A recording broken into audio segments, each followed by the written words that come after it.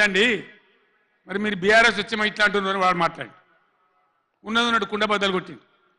మన ఎంపీల ముఖం మీదనే చెప్పిండు మీ తెలంగాణ గవర్నమెంట్ వచ్చి ఒప్పుకొని పోయింది మరి మీరు బీఆర్ఎస్ వచ్చి వద్దంటుండ్రు ఇదేం కథ అని మాట్లాడండి అందుకే నేను చెప్తున్నా ముఖ్యమంత్రి కానీ ఇరిగేషన్ మంత్రి కానీ రాష్ట్ర మంత్రివర్గం కానీ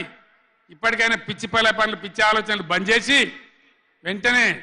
అసెంబ్లీ బడ్జెట్ సమావేశాలు ముగించి మొత్తం అఖిలపక్షం తీసుకొని ఢిల్లీకి పోవాలి మాట్లాడాలి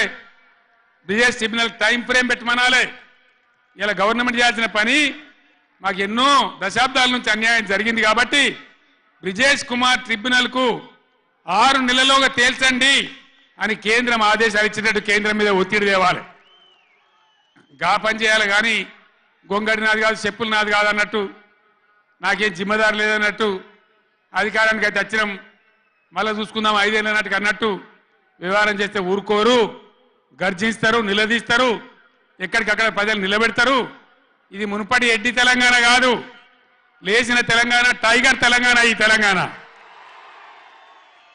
ఒక ఆవాజ్ ఇస్తే 1,00,000 పిడికిలెత్తి పోరాటం చేయడానికి సిద్ధంగా ఉన్న తెలంగాణ కొట్లాడదాం కదా పోరాటం చేద్దామా జై తెలంగాణ